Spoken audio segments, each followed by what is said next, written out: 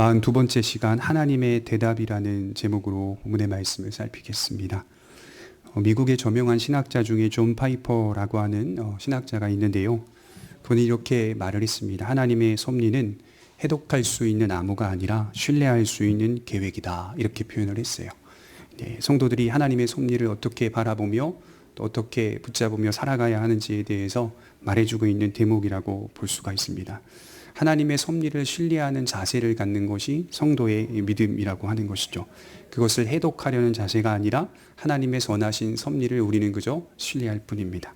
우리에게 닥친 이해하지 못하는 수많은 일들이 있을 수 있습니다. 사람들은 저마다 이해하지 못하는 일들을 해독하려고 노력합니다. 그러나 끝내는 해독하지 못하게 됩니다. 그 이유는 하나님께서 인간에게 허락하신 영역이 아니기 때문이에요. 그렇기 때문에 사람들은 불행한 일들 앞에서 계속 해독하려고 시도하다가 결국에는 어떻게 합니까? 체념해 버립니다. 그러나 그리스도인들은 체념하며 삶을 살아가지가 않습니다. 하나님의 섭리를 신뢰하는 자세로 살아갈 뿐입니다. 그래서 그리스도인들 중에서 개중에 이렇게 해독이 안 되는 삶의 여러 문제와 정황과 일들 앞에서 그냥 체념하며 신앙생활 하시는 분들이 있는데 그것도 잘못된 신앙입니다. 체념하는 게 아니에요. 우리는 하나님의 선하신 섭리, 하나님의 뜻이 분명 내 가정에, 내 삶에, 내 모든 환경에 선하게 작용할 것을 믿으며 내가 왜 이런 남편을 만났고 내가 왜 이런 아내를 만났으며 내가 왜 이러한 자녀들을 만났고 내가 왜 이러한 모든 상황들을 만나고 감당하고 있는지에 대해서 이해하지 못할 때라도 하나님의 선하신 섭리를 신뢰하며 우리의 역사를 살아낼 뿐이라는 것이죠. 그래서 체념은 불신앙이다 이렇게 말씀을 드릴 수가 있어요. 모세가 이스라엘 백성들에게 했던 말이 하나 있죠. 신명기 29장 29절에 오묘한 일은 우리 하나님 여호와께 속하였거니와 나타난 일은 영구히 우리와 우리 자손에게 속하였나니 이는 우리로 이 율법의 모든 말씀을 행하게 하심이니라. 그러니까 신비한 일, 오묘한 일은 하나님께 속한 영역이니 우리가 그것을 찾아내려고 해서는 안 된다. 다만 우리는 나타난 일, 하나님께서 우리에게 보여주시고 나타난 그 일 앞에 여호와의 말씀을 행할 뿐이다 라고 모세가 말씀을 하고 있는 것이죠. 우리는 충성스럽게 그렇게 살아갈 뿐입니다. 그리고 하나님의 말씀을 행하라는 하나님의 명령 앞에 순종할 뿐입니다. 이것이 다른 말로는 하나님의 섭리를 신뢰하며 사는 성도의 모습이라는 것이죠. 그래서 하나님의 섭리란 신뢰를 바탕으로 하고 있습니다. 체념이 아닌 하나님에 대한 신뢰가 우리의 믿음을 증명한다는 사실을 기억해야 합니다. 지금 나에게 도저히 이해되지 않는 일들이 있다면 우리가 해야 할 일은 해독하는 그 노력을 내려놓고 하나님의 선하신 섭리를 신뢰해야 할 때라고 말씀을 드리는 거죠. 분명한 사실은 역사의 끝은 모호하지 않다는 것이죠. 성경의 명확성이라고 하는 게 있는데요. 성경은 인류의 역사가 어떻게 시작됐고 어떻게 끝이 날지를 명확하게 기록하고 있습니다. 그거면 되는 거 아닙니까? 우리의 역사의 끝이 어떻게 보였고 또 어떻게 시작되었는지를 분명하게 말하고 있으니 구속의 역사, 그거면 성도가 삶을 살아내는 힘과 능력을 얻을 수 있다는 것이죠. 충분합니다. 오늘 본문의 엘리야는 하나님의 산 호렙에 도착하고 있습니다. 8절에 보시면 이에 일어나 먹고 마시고 그 음식물의 힘을 의지하여 40주 40야를 가서 하나님의 산 호렙에 이르니라. 아합의 아내 이세벨은 엘리야를 죽이겠다고 맹세했죠. 그 협박을 받은 엘리야는 북이스라엘 땅에서 도망하여서 유다에 속한 브엘세바 땅으로 옮겨왔고 사환을 거기 머물게 하고 자신은 광야로 들어와 하나님께 절망적인 상황들을 토로하였습니다. 지난주 설교였죠. 하나님은 엘리야에게 나타나셔서 숯불에 구운 떡과 물을 제공하신 후에 일어나 걸어가라 이렇게 말씀하셨어요. 엘리야는 40일을 걸어서 하나님의 산 호렙에 도착하고 있습니다. 여러분 실제로 지도상으로 보게 되면요. 유다에 속한 브엘세바 땅 안쪽에 있는 광야에서 하나님의 산 호렙까지의 지도상 거리는요. 굉장히 멀지가 않아요. 그래서 보통은 천천히 가도 이틀이면 도착할 수 있는 거리. 근데 엘리야는 40일 걸렸죠. 무엇을 의미하고 있죠? 그 안에 숨겨진 어떤 의미가 있는 겁니다. 암시하는 의미가 있죠.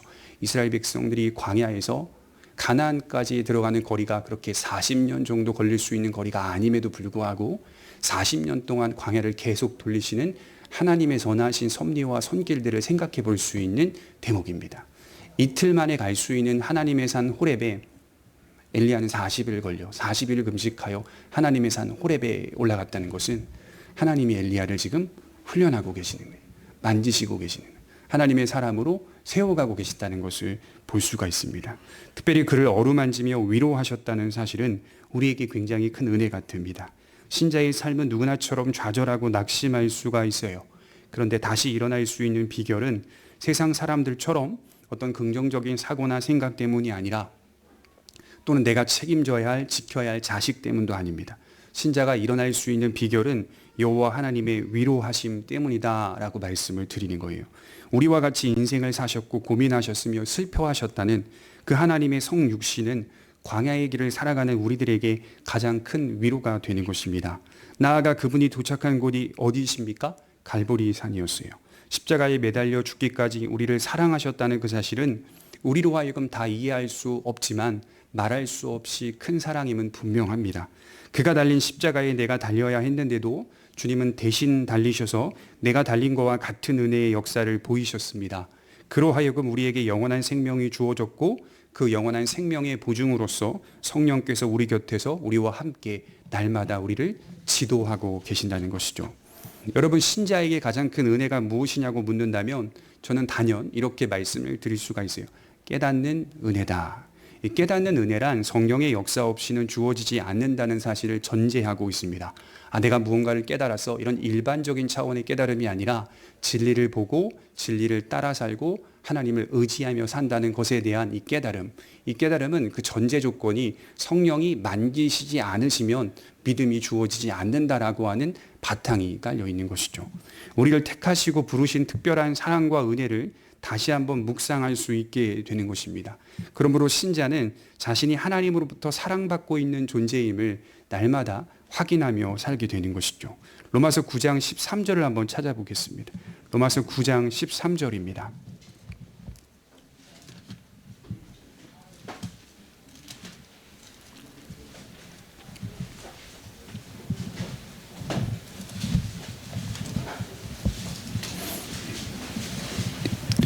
약속의 자녀와 약속의 말씀에 대해서 바울이 이야기하는 도중에 바울이 이런 말을 하고 있어요. 로마서 9장 13절입니다.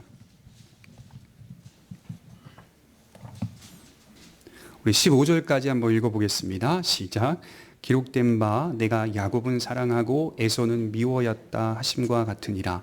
그런즉 우리가 무슨 말을 하리요? 하나님께 불의가 있느냐? 그럴 수 없느니라. 모세에게 이르시되 내가 긍휼히 여길 자를 긍휼히 여기고 불쌍히 여길 자를 불쌍히 여기리라 하셨으니. 여러분, 하나님께서 공정하지 못한 분이십니까? 지금 바울이 뭐라고 표현하죠? 그렇지 않다. 그럴 수 없느니라. 절대로 그럴 수 없다라는 표현을 하고 있죠. 하나님의 주권 가운데서 부르시는 선택은 어떻게 보면 이렇게 생각하면 돼요. 편애하는 사랑의 성격이 있을 수 있다는 겁니다. 쉬운 말로는 우리의 조건을 보지 않으신다는 뜻입니다. 다만 사랑하사 그의 주권적 선택으로 우리를 부르셨고 우리 영혼에 역사하셔서 깨닫는 은혜를 주셨다는 것입니다. 이것이 바로 하나님의 특별한 사랑이요 은혜입니다. 다른 어떤 것보다도 하나님의 은혜가 나에게 임했다는 사실 앞에 우리 모두가 본질적인 위로를 경험하기를 소망합니다. 본문을 읽으면서 생각해 보건대 사실 지금 엘리야는 잘 이해가 되지 않는 상황이에요. 그 이해가 되지 않는 현실적인 상황 앞에 낙심하고 좌절하면서 이제 내가 감당하는 이 사역은 지금이라도 충분하니까, 이 정도면 충분하니까 하나님 내 생명을 거두어 달라고 기도하며 하나님의 산 호렙에 도착하고 있는 것이죠. 하나님은 엘리야에게 적당한 대답을 주지 않으셨어요. 어떠한 적당한 해명도 하지 않으셨어요. 그저 숯불에 구운 떡과 물을 제공하시고 그리고 일어나 가라 이렇게 표현하셨어요. 엘리야는 지금 적당한 대답을 듣지 못했습니다. 변하지 않는 현실 정치 앞에서 낙심하고 좌절하고, 하나님께서 하신 말씀은 그저 어루만지시고 위로하시며 떡과 물을 제공하신 것뿐입니다. 그분은 엘리야에게 명확한 해명을 하지 않으셨어요. 이런저런 설명도 하지 않으셨어요. 그분은 그저 위로하셨고 떡을 주셨고 물을 주셨습니다. 그리고 새 힘을 주셨습니다. 여기서 우리가 이런 질문을 해볼 수가 있어요. 우리의 질문들 앞에, 이해할 수 없는 상황을 만나서 좌절하고 낙심하고 있는 우리의 질문 앞에 하나님은 어떤 분으로 서 계시는가? 우리들은 언제나 인생 속에서 질문합니다. 하나님의 선하신 섭리를 믿고 살면서도 어려운 일을 당할 때 되면, 낙심이 될 때면 질문을 던지곤 합니다. 나타난 일에 대한 뜻과 책임을 하나님께 돌리려고 하는 것이죠. 납득이 되도록 내가 납득이 되고 설득이 되도록 하나님 저에게 해명을 해 주시기 바랍니다. 왜 이러한 일들이 일어났는지. 그러나 우선적으로 하나님은 인생들의 질문에 해명하는 분으로 서 계시지 않는다는 사실을 기억하셨으면 좋겠어요. 그분은 우리에게 설명하는 분이 아닙니다. 그분은 우리에게 해명하는 분도 아닙니다. 그분은 하늘과 땅을 창조하셨고 우리를 만드신 분이죠. 그런 그분이 우리의 질문 앞에 설명하고 해명하는 존재로 서 있다는 것은 그분이 하나님이시기를 포기하고 있는 것과 같은 겁니다. 그것은 성경적 가르침과 대치되고 있는 것이죠. 욥기 38장 2절에 보면 욥이 수많은 고난과 아픔을 겪으면서, 사실은 욥기를 보면 욥이 당하고 있는 고난은 이해가 안 되는 고난, 의인으로서 삶을 잘 살아왔거든요. 바르게 살아왔는데도 불구하고 당하는 그 고난 앞에서 하나님 앞에 질문을 계속해서 던지는 욥의 모습을 보곤 합니다. 그때 욥기 38장 1절에 보면 하나님이 비로소 대답하는 장면 나타나시거든요. 비로소 대답하는데 이렇게 말씀하십니다. 그때 여호와께서 폭풍우 가운데서 욥에게 말씀하여 이르시되 무지한 말로 생각을 어둡게 하는 자가 누구냐? 너는 대장부처럼 허리를 묶고 내가 내게 묻는 것을 대답하라. 욥이 질문을 했는데 하나님 나타나셔서 욥에게 대답하라. 반대로 질문을 하고 계시는 하나님의 모습을 보게 됩니다. 내가 땅에 기초를 놓을 때에 내가 어디 있었느냐? 너는 깨달아 알았거든 말할지니라. 누가 그것의 도량법을 정하였는지, 누가 그 줄을 그것의 위에 띄웠는지 내가 아느냐? 그것의 주추는 무엇 위에 세웠으며 그 모퉁이 돌은 누가 놓았느냐? 반대로 하나님께서 욥에게 질문하고 계세요. 고난받는 욥이 하나님께 질문을 던질 때 하나님은 욥에게 나타나셔서 하늘과 땅을 창조할 때에 너는 어디에 있었느냐라고 질문하십니다. 오히려 하나님의 질문 앞에 욥은 아무 말도 하지 못했습니다. 여러분, 하나님은 역사를 운행하시는 분입니다. 하나님은 사람을 부르시고 택하셔서 하나님의 뜻을 이루어 가시는 분입니다. 그분은 엘리야를 어루만지고 위로하셨던 것처럼 연약한 인간들을 위로하시고 세우시며 힘주시는 분으로 성경은 그렇게 그려내고 있어요. 그분은 언제나 자신의 백성들을 사랑하시고 보살피고 계십니다. 그러므로 하나님은 우리와 같은 자리에 놓여 있는 분이 아니라는 사실로부터 신앙이 출발해야 돼요. 그러니까 우리의 신앙은 하나님과 우리와 동일한 선상에서 출발하지 않아요. 하나님 우리를 보살피시는 분, 하나님 우리를 인도하시는 분, 하나님 우리를 책임져 주시는 그 신뢰를 바탕으로 시작하고 있는 것이 신앙이라고 볼 수가 있습니다. 그럼에도 우리는 질문을 계속해서 던지죠. 하나님은 왜 침묵하십니까? 내 이런 상황들을 아실 텐데 왜 내버려 두십니까? 하나님은 왜 그때 역사하지 않으셨습니까? 하나님은 왜 도와주지 않으셨습니까? 우리의 질문을 허락하시고 허용하신다는 것을 반대로 생각해 볼 수 있어야 돼요. 명확한 답을 주시든 또 주지 않으시든 그것을 떠나서 하나님은 인간의 질문을 허락하시고 허용하신다는 사실 앞에 하나님의 은혜를 좀 더 생각해 볼 수 있죠. 그것이 바로 다른 종교의 신들과는 다른 점입니다. 여러분, 하나님은 인격적인 분입니다. 보혜사라는 단어가 무슨 뜻이죠? 무엇 곁에라는 뜻이거든요. 무엇 옆에 또는 무엇과 함께라는 뜻을 가진 게 보혜사라는 뜻입니다. 우리 곁에서 우리와 함께 거하시며 우리와 인격적인 관계를 맺으시는 분이라는 뜻은 우리가 날마다 하나님께 질문하고 우리가 날마다 하나님께 원망하고 우리가 날마다 하나님 앞에 서운함을 토로하는 그것을 하나님이 허용하신다는 뜻입니다. 허용하고 계신다. 막지 않으신다는 거예요.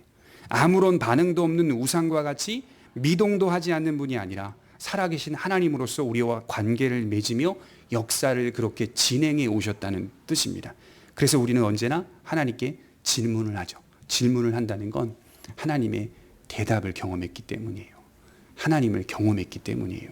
비록 모든 문제의 대답을 경험하지 못했다 하더라도 하나님의 살아계심이 내 마음이 그것을 믿고 신뢰하며 경험하고 있기 때문에 질문을 하고 있는 것입니다.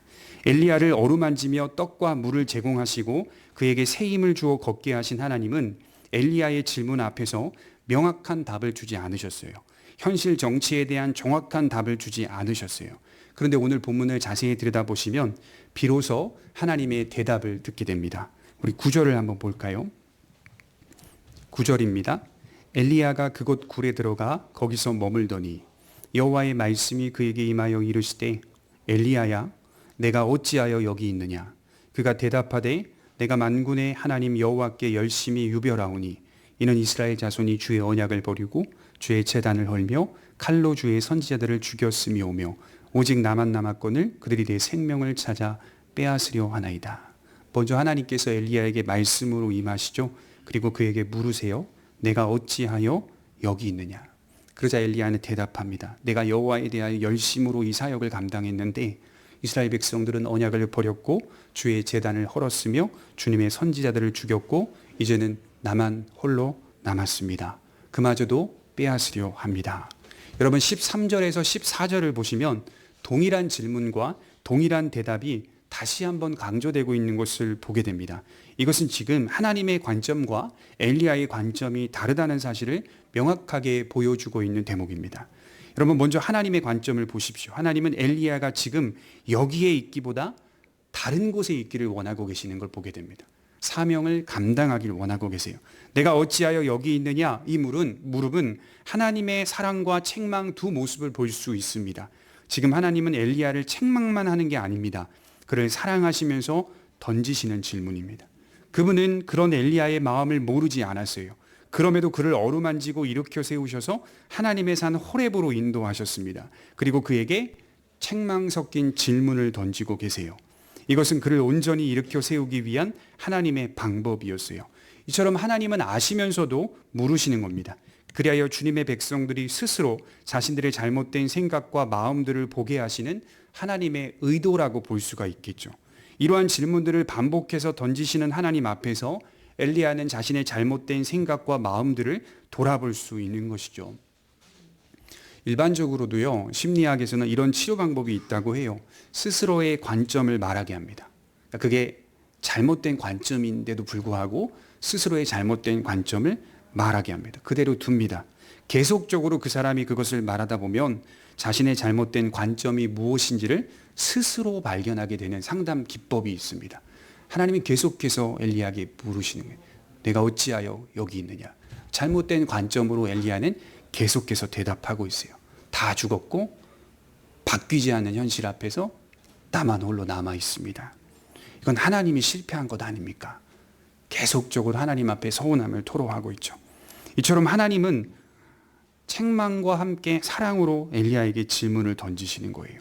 창세기 3장 9절에 보면 하나님은 죄를 짓고 숨어있는 아담에게 찾아오셔서 처음에 하신 질문이 뭐였냐면 아담아 내가 어디 있느냐.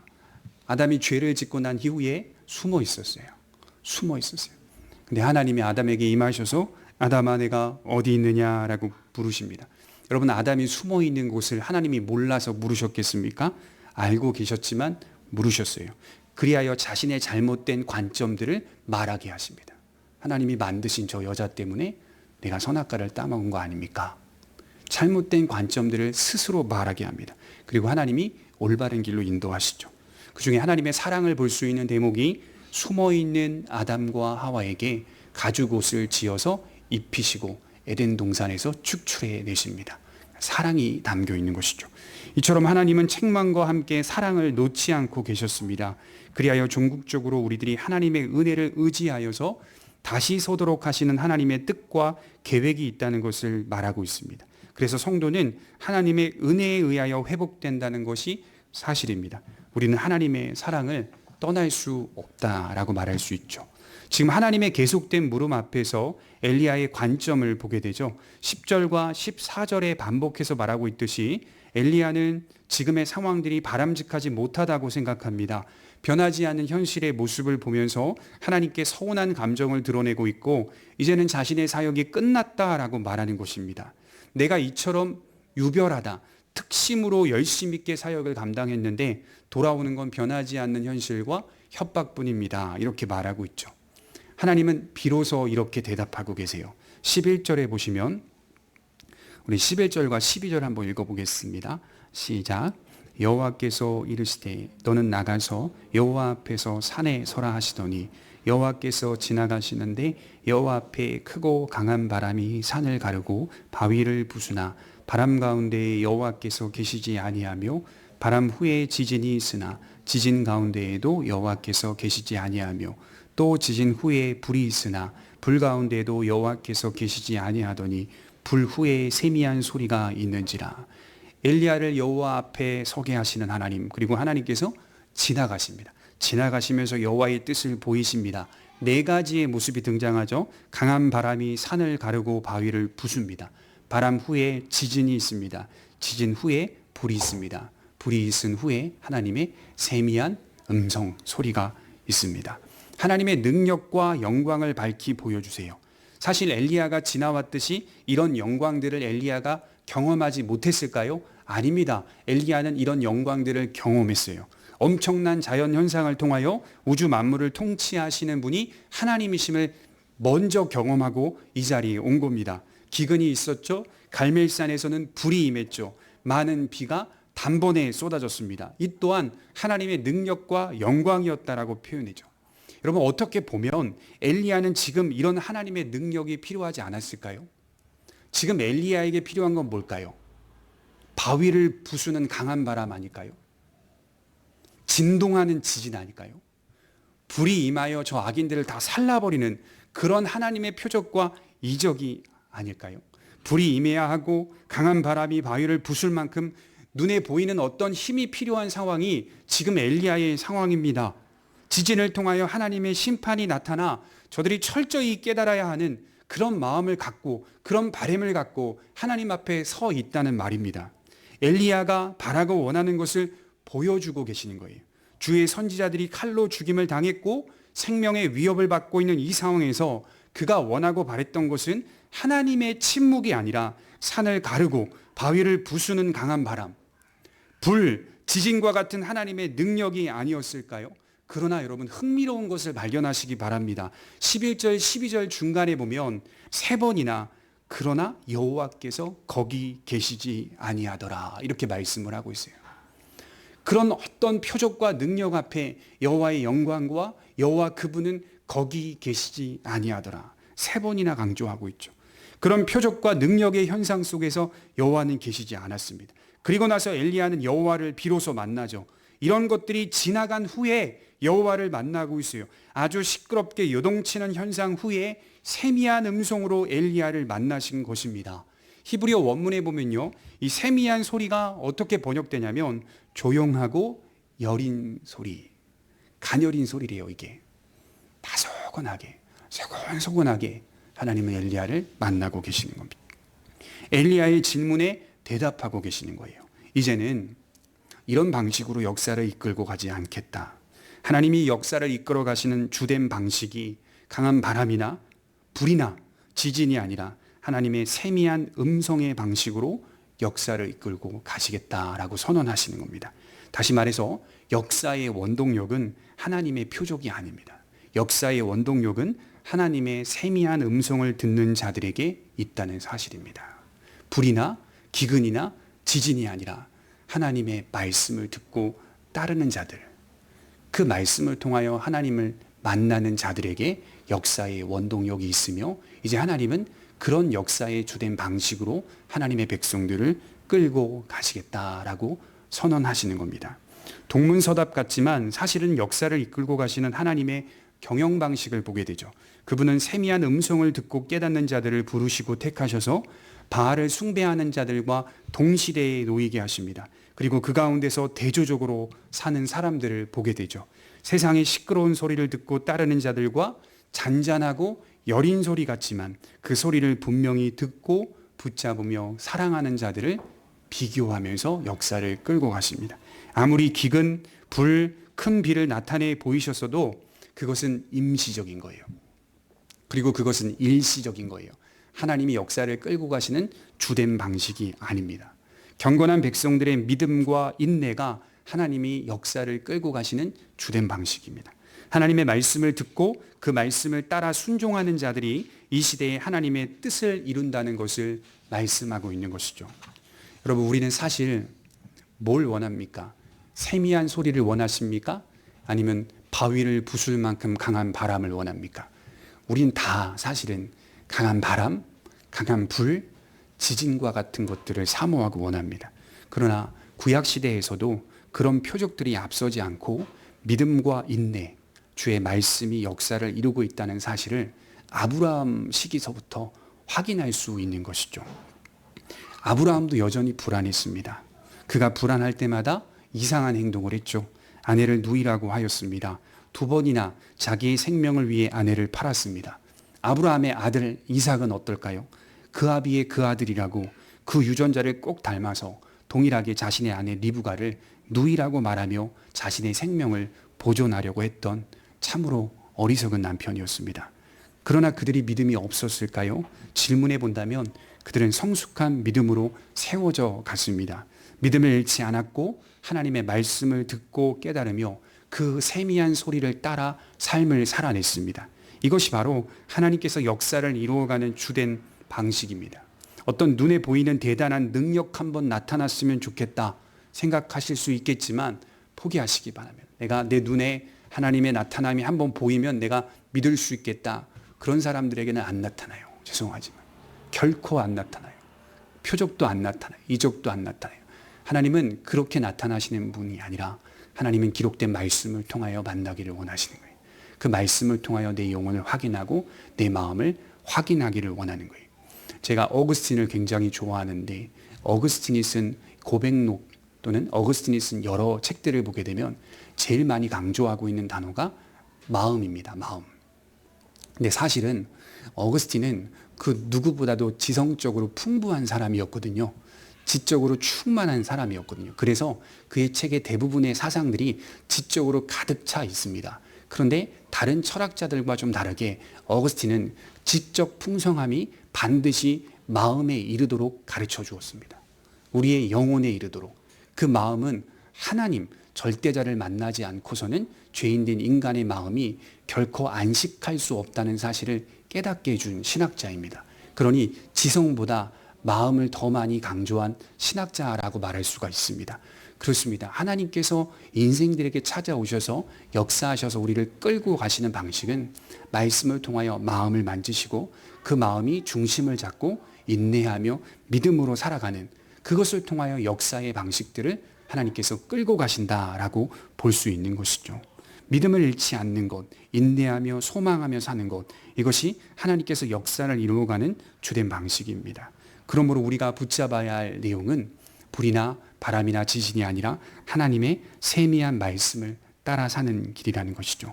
이제 엘리야에게 구체적인 지침을 주십니다. 그가 해야 할 일을 말씀하고 계시죠. 15절에 보면 여호와께서 그에게 이르시되 너는 내 길을 돌이켜 광야를 통하여 다메섹에 가서 이르거든 하사엘에게 기름을 부어 아람의 왕이 되게 하고 너는 또 님시의 아들 예후에게 기름을 부어 이스라엘의 왕이 되게 하고 또 아벨무올라 사밧의 아들 엘리사에게 기름 부어 너를 대신하여 선지자가 되게 하라. 하사엘의 칼을 피하는 자를 예후가 죽일 것이요 예후의 칼을 피하는 자를 엘리사가 죽이리라.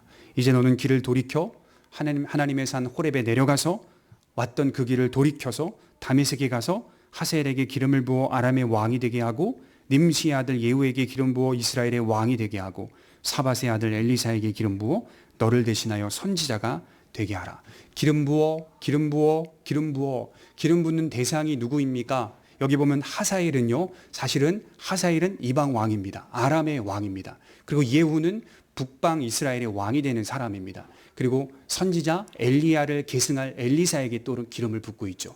모든 것을 포괄하고 있는 범위입니다. 하나님의 통치는 이스라엘 땅 안에서만 있는 게 아니라 이방의 왕들까지도 통치하시고 움직이시고 동원하셔서 하나님이 그 역사의 뜻을 밝히 보이실 것이다. 하나님이 역사를 그렇게 움직이고 계신다는 것을 말씀하고 있는 것이죠. 그러므로 엘리야의 역할은 뭘까요? 엘리야의 역할은 하나님의 말씀을 듣는 것밖에는 없습니다. 그의 역할은 하나예요. 그의 세미한 소리를 듣고 충성스럽게 살아가는 겁니다. 비록 시간이 오래 걸리더라도 이 일은 반드시 이루어질 것이니 그의 말씀을 따라 사는 것이죠. 아합과 이세벨이 주관하는 것처럼 보이는 세상 역사, 모두가 바알을 숭배하는 것처럼 보이는 이 타락한 역사, 그 영향력이 전혀 감소되지 않는 악한 역사, 이 역사의 과정 속을 믿음으로 들여다보면 차분히 일들을 이루어 가시는 하나님을 보게 된다는 말입니다. 제가 어떤 분이 영상을 하나 보내줘가지고 봤는데, 여러분들 아시다시피 한신대학교, 수원 쪽 가보면 한신대학교라고 있습니다. 기독교 장로회에서 세운 학교죠. 그 채플 시간에 그 영상이 이제 있는데요. 다 교회의 전도사가 되고, 다 교회 안수를 받아 목사가 될 사람들이잖아요. 채플 시간에. 근데 그 채플 시간에 중간에 나와서 그들이 하나의 어떤 행사를 보이는데 퀴어 예수라고 하는 주제를 가지고 예수님이 여성의 복장을 해서 십자가에 달려 있고 그런 모든 것들을 이제 만들어 가지고 연출해서 그걸로 인해서 학생들에게 은혜를 끼치고 있다라고 하며 이제 보여주고 있는 그 영상. 교수님들도 앉아 있고 총장도 앉아 있고 그 모든 그런 모습들을 보는데 얼마나 타락하고 안타까운 일입니까? 예수 그리스도께서 퀴어 치마를 입고 스타킹을 신고 퀴어시라고 남자인데 여성의 복장을 다 입고 계시고 그런 예수 그리스도를 사랑하고 바라보며 또 그렇게 살고 있는 그 사람들을 소외되지 않게 사랑하고 또 그들을 인도해 줘야 된다고요. 물론 그들을 미워해서는 안 되죠. 그러나 그것이 일반화돼서는 안 되는 세상인데도 불구하고 그것이 일반적인 것으로 평가하고 또 그렇게 보듬어주고 보살펴주는 것이 마치 그리스도의 복음이라고 착각하고 편협하게 말하고 있는 그들이 다 주일학교 아이들을 가르칠 겁니다. 저는 그게 제일 안타까웠어요. 다른 것보다. 그 학생들이 커서 어느 교회에 들어가 교육전도사가 되고 그들이 먼저 맞는 사람들이 영아부, 유치부, 초등부, 중고등부인데 그 아이들에게 무엇을 가르칠 수 있을까요? 무엇을 말할 수 있을까요? 이것이 우리가 살아가고 있는 현실입니다. 먹고 살기 좀 편해지고 살아가는 삶의 편의성도 좋아졌지만 죄는 더 득세하고 변하지 않는 악한 현실, 감소하지 않는 악한 현실 앞에 목사로서 저는 실망스럽습니다. 굉장히 안타깝고 한편으로는 이렇게 목회해서 소망이 있을까? 인간적인 마음으로는 이렇게 해서 변화가 있을까? 이런 마음들이 생기지 않을까요? 엘리야의 마음이 이해가 되더라는 거예요. 근데 우리가 서야 할 그 자리는 뭘까요? 하나님의 산 호렙에 계속 서는 거예요. 거기서 무엇을 보아야 합니까? 여호와께서 지나가시는데 바람에도 안 계시고 불에도 안 계시고 지진에도 안 계세요. 여호와께서 세미한 소리로 은밀하다라는 뜻도 있거든요. 숨어 계신다라는 뜻도 계시거든요. 하나님이 이 역사를 차분하게 이루어 가시는 것 괜찮아. 이런 악이 득세하고 변하지 않는 이 악한 역사는 이미 하나님이 내다보고 계셨기 때문에 괜찮아. 우리의 역할은 엘리야와 같이 하나님의 말씀을 듣는 일에 충실하면 돼요. 그 말씀을 듣고 다른 길, 이 길밖에는 없다라고 하는 사실을 붙잡고 따라가는 그 생명의 길, 거기에 우리가 충성스럽게 서면 되는 것입니다. 하나님은 하사엘의 칼을 통해, 예후의 칼을 통해, 엘리사를 통해 이 일들이 차분히 성취될 것이라고 약속하고 계십니다. 엘리야는 또 말합니다. 18절에 나만 홀로 남았습니다 라고 말하자 이렇게 대답하시죠. 그러나 내가 이스라엘 가운데 7,000명을 남기리니 다 바알에게 무릎을 꿇지 아니하고 다 바알에게 입맞추지 아니한 자니라. 이미 하나님께서 남겨놓으신 주의 백성들이 있다는 말입니다. 나 혼자 있는 줄 알았는데, 나 홀로 있는 줄 알았는데, 그러나 바알에게 무릎 꿇지 아니하고 바알에게 입맞추지 아니한 사람들이 있다는 말, 7,000명이나 남겨놓았다는 말, 경건한 백성들이 존재한다는 겁니다. 여러분, 이게 적은 수예요, 많은 수예요? 한편으로는 적은 수일 수도 있지만 한편으로는 많은 수입니다. 7,000명이나 나와 같은 신앙을 고백하며 이 땅 가운데 살아가고 있다, 소망하며 인내하며 살고 있다는 사실이 엘리야에게는 엄청나게 큰 위로와 소망이 되었다는 것이죠. 가끔 제가 유튜브에서 영국이나 스코틀랜드 교회에서 시편 찬송을 부르는 가족들이나 교회 공동체를 이렇게 영상으로 보게 됩니다. 또 뉴욕에 있는 타임스퀘어 광장에서 모여서 시편 찬송을 부르는 성도들을 보게 됩니다. 굉장히 감동적이에요. 우리만 홀로 있는 게 아니라 우리와 같이 하나님의 말씀을 지키고 보존하며 이 고난의 길을 걸어가는 사람들이 도처에 존재한다는 거죠. 아주 수년 전에 제가 어디를 가다가 외국인 한 분을 만났는데 많이 영어가 잘 되지도 않지만 그럼에도 불구하고 제가 알고 있는 영어 단어나 그런 문장들은 다 기독교적인 것밖에는 없잖아요. 배운 게 그거밖에 없으니 그런 것들로 이야기하고 또 설명하고 대화했을 때 서로 공감할 때 나도 하나님을 믿는 사람이다. 나도 바이블 성경을 믿는 사람이다. 나도 성삼위 하나님을 믿는 사람이다. 라고 하는 외국인의 그 말 한마디의 고백, 자기의 믿음을 고백하는 내용들, 그때 우리 얼마나 위로가 되고 격려가 됩니까? 나만 있는 게 아니라 전 세계에 하나님의 말씀을 신뢰하고 약속의 좁은 길을 걸어가고 있는 주의 백성들이 있구나. 하나님은 때로는 그들을 주님의 품으로 빨리 부르시기도 하지만 하나님은 여지없이 그들을 이 세상 가운데 남겨놓으십니다. 엘리야는 홀로 있는 것처럼 느꼈습니다. 그러나 주님의 백성들이 남아있다는 사실을 말씀하시면서 격려하고 계십니다. 이처럼 우리가 다시 일어나 가야 할 길은 분명합니다. 강한 바람이나 불이나 지진이 아니라 세미한 주님의 말씀을 붙잡고 사는 길 외에는 없습니다. 그리고 우리와 같이 하나된 신앙을 고백하는 자들을 더욱 위로하고 격려하며 서로 교통하는 길 외에는 없습니다. 그래서 여러분, 우리 교회는 좀 미약하잖아요. 교제하고 교통하는 것이 참 쉽지는 않습니다. 그리고 또 코로나의 상황이라서 더 쉽지는 않습니다. 그러나 중요한 것은 성도의 교통, 우리가 서로 격려하고 하나된 신앙과 하나의 고백으로서 함께 이 길을 가고 있다는 사실을 부둥켜 안고 기도해 줄 수 있는 그런 신자의 모습은 반드시 회복해야 한다, 이런 말씀을 드리고 싶어요. 그래서 교회는 다른 얘기하는 곳이 아니라 함께 이곳에 와서, 물론 여러 내가 삶을 살아가면서 경험하고 또 한 주간 있었던 이야기들도 할 수 있어요. 그러나 그 이야기의 본질 속에는 우리 믿음의 길을 걷고 있다. 나 이렇게 일주일 동안 힘들었는데 참 하나님 말씀 맞다더라. 그리고 나 또 이렇게 머리를 쓰며 살았는데 넘어지더라. 함께 이렇게 신앙의 고백을 하며 격려해주고 다시 일어날 수 있도록. 또 어떤 성도님들은 제가 전도사 사역을 하면서 늘 시험을 주는 분들이 있어요. 성도들에게 같이 신앙 고백을 하면 늘 그렇게 말씀으로 시험을 주는 분들이 계시는데 그렇지 않습니다. 그렇게 서 있으면 안 됩니다. 도처에 주의 백성들이 서 있다는 사실에 소망이 되고 위로가 되었으면 좋겠습니다. 우리의 역할은 이 역사 속에서 하나님의 말씀을 듣고 따르는 일 외에는 없습니다.